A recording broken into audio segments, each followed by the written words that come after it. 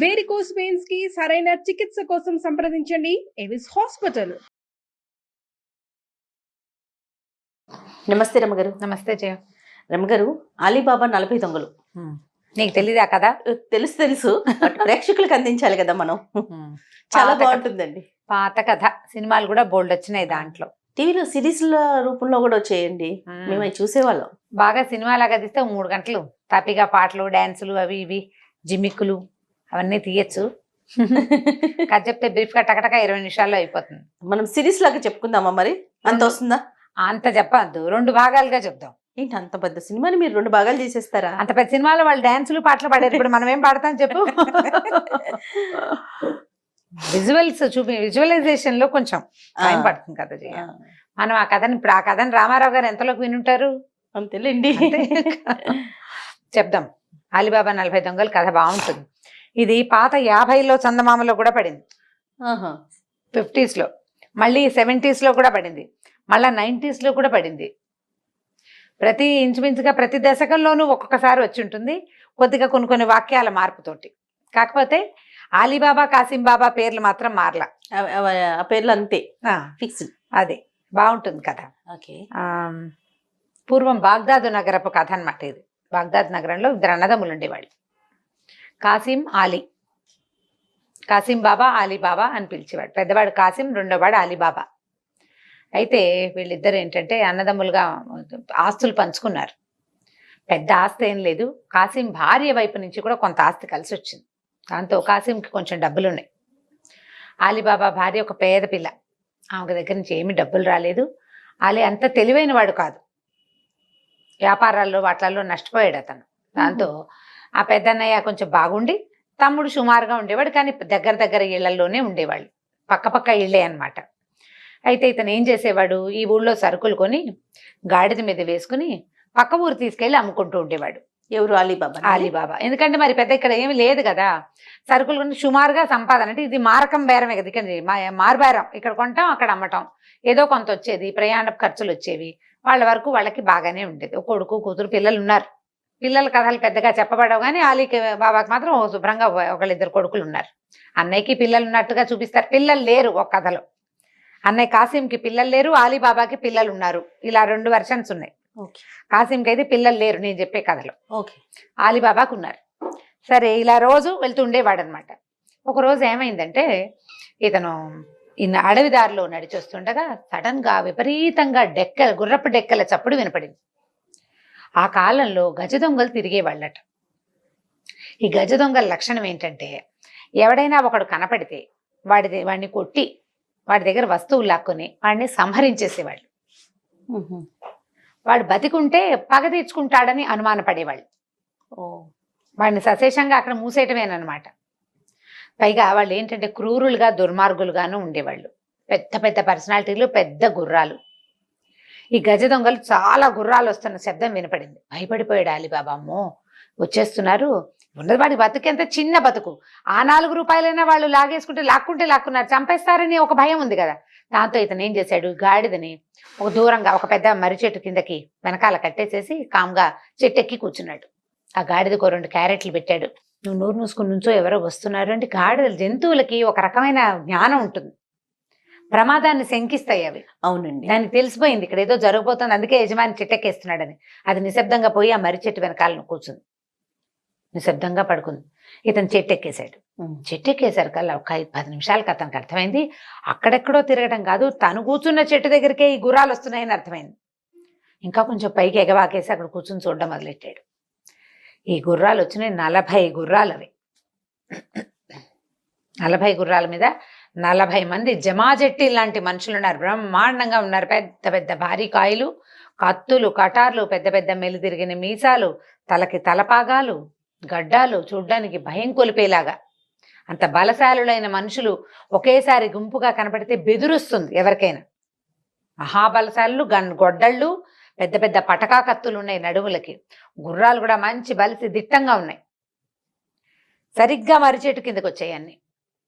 అందరూ గుర్రాలు పెంచి దిగారు. వాళ్ళలో ఒకడు పెద్దవాడు, పెద్ద మెలితిరిగిన మీసాలతో దృఢకాయుడు ఒక ఆయన ముందుకెళ్ళాడు. అంటే అతను వీళ్ళందరికీ లీడర్ అన్నమాట. దొంగల గుంపు నాయకుడు. మిగిలిన వాళ్ళంతా గుర్రాలు దిగి ఏదో హాహా అని నవ్వుకుంటూ మాట్లాడుకుంటూ వెళ్తున్నారు. అక్కడ ఎక్కడైతే మర్రి చెట్టు ఉందో దాని దగ్గర ఒక కొండ లాంటిది ఉంది, చిన్నది, ఒక మాదిరిగా ఉంది. అదేం పెద్ద కొండ కాదు, ఒక మాదిరి కొండ.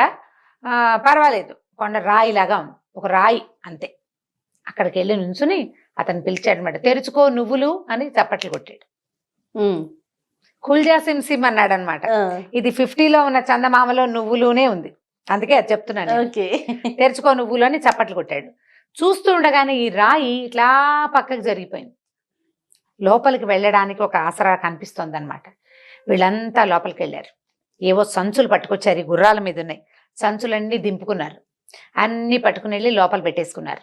కాసేపు అయ్యాక బయటకు వచ్చారు. మూసుకో నువ్వులు అని చెప్పాడు. ఆ రాయి అలా మూసుకుపోయింది. వీళ్ళంతా చక్కగా గుర్రాలు ఎక్కి వెళ్ళిపోయారు. అలీబాబాకి ఏమర్థమైంది, వీళ్ళు ఎక్కడి నుంచో సొత్తు దోచుకొచ్చారు. అవే ఆ బరువైన మూటలు. అదేదో తిండో గోధుమలో పెసలో నువ్వులో కాదవి, ఖచ్చితంగా డబ్బు లేదా నగలు. ఈ తెరుచుకో నువ్వులు అనగానే కదిలిందే రాయి. ఆ లోపల ఏదో గుహ ఉంది. ఇతనికి అర్థమైంది. వీళ్ళు అందులో పెడుతున్నారు. వాడు అన్నదేమిటి, తెరుచుకో నువ్వులు మూసుకో నువ్వులు అన్నాడు, అంతే కదా. సరే ఏం చేశాడు, వీళ్ళంతా వెళ్ళిపోయేదాకా ఉన్నాడు. కొద్దిగా కనుచీకటి అవుతుండగా లోపల అక్కడికి వెళ్ళాడు. వెళ్ళి తెరుచుకో నువ్వులు అని చప్పట్లు కొట్టాడు. కొట్టేసరికి తలుపు తెరుచుకుంది. లోపలికి వెళ్ళి చూస్తే సంచుల కొద్దీ బంగారం, అన్ని బంగారపు నాణేలు, వజ్రాలు, వైఢూర్యాలు, నగలు, కుప్పలు తెప్పలుగా ముత్యాలు, రత్నాలు. ఆశ్చర్యపోయాడు. వీళ్ళు ఎక్కడెక్కడి నుంచో దోచుకొచ్చి ఇక్కడ దాచిపెట్టుకుంటున్నారని అనుకుని తన దగ్గరున్న సంచుల్లో ఒక 3-4 ఖాళీ సంచుల నిండా నింపేసుకున్నాడు. మూతులు కట్టేశాడు. ఏం చేశాడంటే అక్కడున్న సంచి మొత్తాన్ని లేపుకొచ్చేసాడు అనుకో. మొత్తం సంచి తీపిస్తే సంచి తీసిన ఖాళీ కనపడుతుంది. అలా కాకుండా ఒక్కో సంచిలోంచి ఒక్కో దోసెడు చొప్పున పోసుకొచ్చాడు. గుర్తు తెలియకుండా తెలివిగా చేశాడు. పట్టుకొచ్చేసాడు బయటికి. ఆ కంచరగాడిది ఉంది కదా, సరే దాని మీద వేసుకున్నాడు. అది ముయ్యలేదు నిజానికి, తను ఇంకా దాని మీద ఎక్కల. బయటకు వచ్చి ఏం చేశాడు, మూసుకో నువ్వులు అని చప్పట్లు కొట్టాడు. యథాతథంగా ద్వారం మూసుకుపోయింది. కామ్గా చీకట్లో పడి ఇంటికి నడుచుకుంటూ వెళ్ళిపోయాడు. వెళ్ళిపోయి భార్యకి తలిపేయి, నీకు రహస్యం చెప్తానని గాడిదని లోపల తీసుకెళ్ళిపోయాడు. మామూలుగా గాడిదని వాకిట్లో కట్టేసి లోపలికి వెళ్ళేవాడు. గాడిదని ఇంటి పక్క నుంచి పెరట్లోకి నడిపించుకుంటూ తీసుకెళ్లి ఆ సంచులన్నీ లోపలికి చేర్చాడు. పిల్లలు పడుకున్నాక, పిల్లలు నిద్రపోయిన తర్వాత భార్యకి చూపించాడు. చూపిస్తే సరే భార్య ఆశ్చర్యపోయింది. చెప్పాడు, ఎవ్వరికి చెప్పద్దు, 2వ కంటి వాడికి తెలియనివ్వద్దు అంటే సరేనంది భార్య. ఏమనుకున్నారు, ఇది బయట పెట్టద్దు, ఇంటి వెనకాల ఒక గొయ్యి తీసి పాత పెట్టుకుందాం, కొన్నాళ్ల తర్వాత తీసుకుందాం అని భావించారు. ప్లాన్డ్గానే ఉన్నారు. అయితే ఈ భార్యకి కొలిచి పెట్టుకోవాలని కోరిక. ఇన్ని డబ్బాల సొమ్ము మన దగ్గర ఉందని తెలుసుకోవాలి కదా. ఇన్ని మానికలు, మానడు డబ్బా ఉంటుంది కదా, మనం మరకము మానిక అంటారు. అందుకని ఏం చేసింది, మన ఇంట్లో మానిక లేదు, అక్కయ్య గారింటికి వెళ్ళి మానిక తెస్తానంది. ఈ అలీబాబా వద్దన్న అమ్మాయి వినలే. నేను అవన్నీ చెప్తానా ఏమిటి, మానిక తీసుకొస్తాను అంతే, కొలుచుకోవటానికి అని చెప్తాను. ఏం కొలుస్తావేంటే గోధుమలు అని చెప్తా, ఏముంది అని. అయితే సరే వెళ్ళింది. ఈ లోపల మళ్ళీ అలీబాబా ఏం చేశాడు, నిశ్శబ్దంగా చీకటి మాట శబ్దం కాకుండా వెనకాల పెరట్లో గొయ్యి తవ్వటం మొదలుపెట్టాడు. ఈవిడ చీకట్లోనే పోయి తోడుకోడలేంటి తలుపు తట్టింది. అక్క మీ మరిది ధాన్యం తెచ్చాడు, కొలుచుకోవడానికి మానిక లేదు, మానికిస్తావా అనేసరికి తోడుకోడలు భలే తెలివిగలైంది కాసిం బాబా భార్య. ఆవిడేమనుకుంది, అసలు వాడు ఏనాడు ఒక మానిక వడ్లు కానీ గోధుమలు కానీ తెచ్చాడు వాడి బతుక్కి. మానిక పట్టుకెళ్తోందంటే ఒక 6, 10, 16 ఉన్నాయి గ్యారంటీగా. ఏం వస్తువు తెచ్చాడో మరిది తెలుసుకుందాం అనుకుని ఏం చేసింది, అడుగునంత చింతపండు దానికి అంటించి ఇచ్చింది. దాని తెలివి చూడండి. ఏం వస్తువో, వాళ్ళు కొలిచింది ఏం వస్తువో తెలుసుకోవాలి. ఏదైనా మంచి గింజ అనుకో, అవసరమైతే తీసుకోవచ్చు. మొన్న నేను నీకు మానికిచ్చాను, నువ్వు కొలుచుకున్నావు, నాకు తెలుసు, నాకు ఇవ్వు అనొచ్చు. అలా ప్లాన్ చేసి ఇచ్చింది. వీళ్ళు ఏం చేశారు, ఈ మొత్తం అంతా డబ్బే కదా, అతను తెచ్చినవన్నీ రూపాయి బిళ్ళలే, బంగారు కాసులు. సరే ఈ కాసులన్నింటినీ కొలుచుకున్నారు. 15 కాసులు, 16 డబ్బాలు, 16 మానికలు కాసులు అన్నీ అందులో పోసేశారు.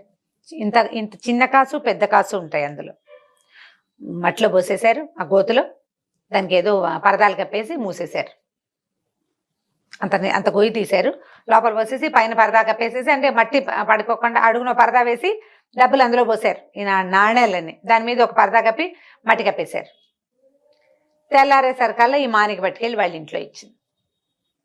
తెల్లవారి వెలుగులు ఆవిడ మానికలో చూస్తే ఈవిడ గమనించుకోలేదు, కానీ ఆవిడ గమనించింది చిన్న బంగారు కాసు ఉంది అందులో. అంత చింతపండు కదా అంటించింది, దానికి ఇంత కాసు అంటదు, చిన్న కాసు అంట, చిన్నది కాబట్టి ఈవిడ దృష్టి పడలా. దాంతో ఆవిడ ఆశ్చర్యపోయింది, ఊరు వీడదుంపలు దిగా ఎక్కడి నుంచో పాత్ర దొరికింది వీడికి, అది తెచ్చేసాడు, గ్రహించేసింది. అక్కడి నుంచి భర్తను శతపోరటం మొదలుపెట్టింది. మీ తమ్ముడు మానికలతో కొలిచేన్ని బంగారపు కాసులు తెచ్చాడు, అందులో ఓ గింజ కూడా అంటుకోలే, అంటింది బంగారపు కాసు, అంటే అవే కొలిచారనమాట. ఎక్కడి నుంచి తెచ్చాడో కనుక్కో.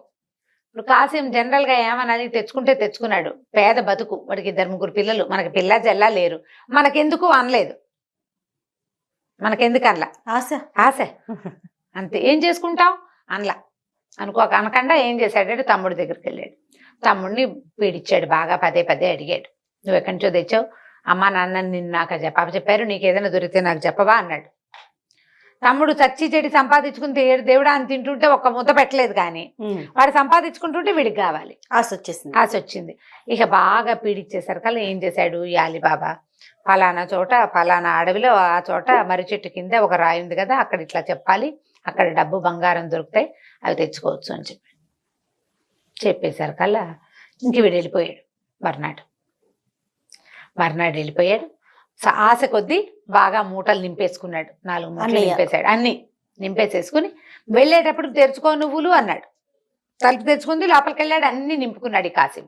నింపుకున్న తర్వాత ఏమైంది, ఎక్సైట్మెంట్, అంత డబ్బు ఒక చోట చూసేసరికల్లా ఆ నువ్వుల పేరు మర్చిపోయాడు. అయ్యో, లోపల ఉండిపోయాడు. మూటలు కట్టి పెట్టాడు, గుమ్మం దగ్గరే పెట్టాడు. మనం ఒక చోటకి వెళ్తున్నామంటే అవి ఎక్కడో పెట్టాం కదా, మనతో పాటే గుమ్మం దాకా తెచ్చాం, తలుపు తీయాలి, తలుపు తీయడానికి తెచ్చుకో పప్పు అన్నాడు. పప్పు కాదు, పెసరపప్పు కాదు, గోధుమలు కాదు, మెంతులు కాదు, ఆవాలు కాదు, నువ్వులు అనాలి. ఆ ఒక్క నువ్వులు కూడా గుర్తురాలి, ఆ పదం గుర్తురాలి అతనికి. ఇక తెరుచుకో గోధుమలు, తెరుచుకో పెసలు, తెరుచుకో ఇది ఏమన్నా సరే ఆ తలుపు తెరుచుకోవాలి. పర్టికులర్ వర్డ్ అంటే కదా తెరిచేది. లోపల ఉండిపోయాడు. ఇంతలో దొంగలు వస్తున్న శబ్దాలు వినపడ్డాయి. బెదిరిపోయాడు, వచ్చేస్తున్నారు వీళ్ళని. ఆ సంచులు అక్కడే వదిలిపెట్టేసి వెళ్ళిపోయి వెనకాల పెద్ద మూటల వెనకాల దాక్కున్నాడు వెనకాల మూటలు అక్కడే వదిలేసాడు. మరి భయానికి ఆలోచన ఉన్నవాడైతే అసలు నువ్వులు మర్చిపోయేవాడు కాదు, అది ఆలోచన ఉన్నవాడైతే తమ్ముడిని సాయం తీసుకుని తెచ్చుకునేవాడు. వాటికి ఆలోచన లేదు, తొందరపాటు, ఆశ, ఆ రెండే ఉన్నాయి. ఈ దొంగలు లోపలికి వచ్చేసారు. వాళ్ళు మామూలుగా యథావిధిగా తెరుచుకో నువ్వులు అన్నారు. తలుపు తీసేశారు కల్లా రాయి జరిగేసరికి లోపల ఎవరివో 4 సంచులు మూటలు వీళ్ళకి కనపడ్డాయి. అంటే ఎవడో వచ్చాడనమాట లోపలికి. అటు ఇటు చూశారు, వెతికారు. అది ఎంత గుహ వాళ్ళకి తెలుసు, పైగా వాళ్ళ సొంతది. వెతికి ఈ లోపల ఉన్న కాసిం చూసి 2 ముక్కలుగా నరికేశారు అతన్ని. మిగిలినవన్నీ ఈ మూటలన్నీ ఎక్కడక్కడ సర్దేశారు అని చెప్పి ఈ డెడ్ బాడీని అక్కడ వదిలిపెట్టి వెళ్ళిపోయారు. తర్వాత ఏం జరిగిందో వచ్చే భాగంలో తెలుసుకుందాం మనం. చాలా బాగుంది రమ్మగారు, మంచి ఇంట్రెస్టింగ్ గా ఉంది.